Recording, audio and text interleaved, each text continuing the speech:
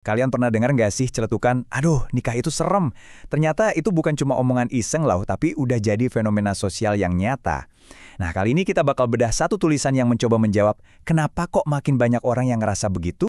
Nah, kalimat ini, pernikahan itu menakutkan, makin sering kedengeran kan? Menurut sumber yang kita bahas, ini adalah inti dari sebuah keresahan besar yang lagi terjadi.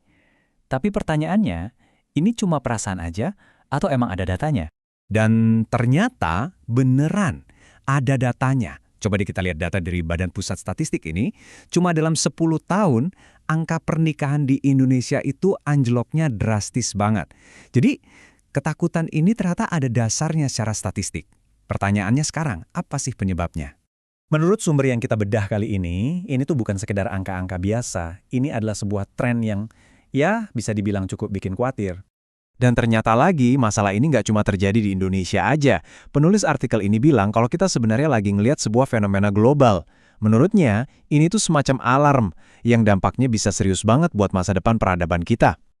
Oke, jadi apa sih yang sebenarnya bikin orang-orang takut? Nah, artikel ini ngerangkum ada 4 ketakutan utama yang jadi biang keroknya. Sumber kita ini nge-breakdown jadi 4 alasan utama, persis seperti yang bisa kita lihat di sini. Mulai dari urusan finansial, trauma, sampai soal kebebasan.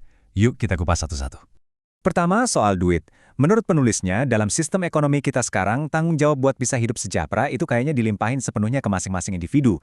Akibatnya, nikah itu jadi terasa kayak sebuah pertaruhan finansial yang biayanya gede dan resikonya tinggi. Kedua, penulisnya menyebut ada yang namanya trauma sosial.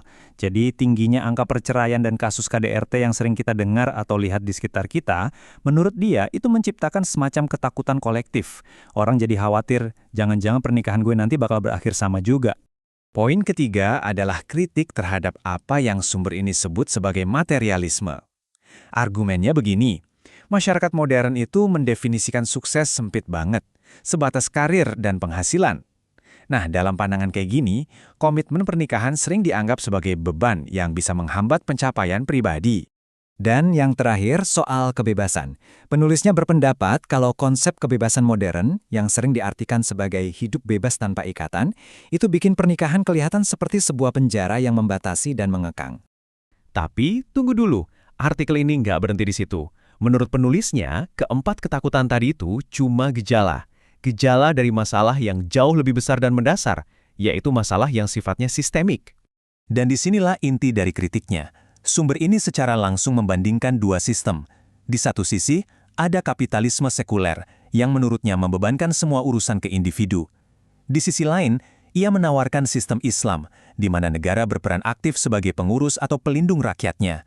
Ini adalah diagnosis utama dari si penulis. Jadi, menurut penulisnya, ini udah bukan lagi sekedar tren sosial biasa. Buat dia, ini adalah alarm bahaya bagi peradaban. Sebuah peringatan keras bahwa fondasi masyarakat kita sedang terancam. Terus, solusinya apa dong? Nah, setelah memaparkan masalah dan diagnosisnya, artikel ini kemudian mengajukan sebuah solusi yang berakar kuat pada pandangan Islam. Untuk membangun argumen solusinya, sumber ini merujuk pada sebuah hadis. Teks ini dipakai untuk menggarisbawahi pandangan bahwa pernikahan dalam Islam itu bukan sekedar kontrak sosial, tapi sebuah ibadah yang bisa menyempurnakan separuh dari agama seseorang. Jadi, dari sudut pandang sumber ini, pernikahan itu didefinisikan ulang, bukan lagi sebagai beban atau penghambat, melainkan sebagai sebuah ibadah yang fundamental untuk menjaga kelestarian manusia dan keturunan. Ini adalah jawaban langsung terhadap 4 ketakutan yang kita bahas tadi. Lalu, gimana cara mewujudkan ini secara sistemik? Disinilah artikel tersebut merinci solusinya. Menurutnya, negara yang ideal, yang disebutnya sebagai khilafah, akan mengambil peran yang sangat aktif. Seperti yang terlihat, negara akan menjamin kebutuhan dasar, menyediakan lapangan pekerjaan, sampai ngasih modal usaha. Tujuannya untuk menghilangkan rintangan-rintangan finansial yang bikin orang takut menikah. Pada akhirnya, pesan utama dari sumber ini sangat jelas. Menurutnya, masalah ketakutan akan pernikahan ini nggak bisa diatasi dengan perbaikan kecil-kecilan. Ia menyerukan sebuah transformasi total. Kembali sepenuhnya pada apa yang didefinisikannya sebagai prinsip dasar Islam, baik secara individu maupun sistemik. Setelah kita bedah argumen dari sumber ini, dari data statistik sampai solusi sistemik yang ditawarkannya, pertanyaan besarnya kembali pada kita.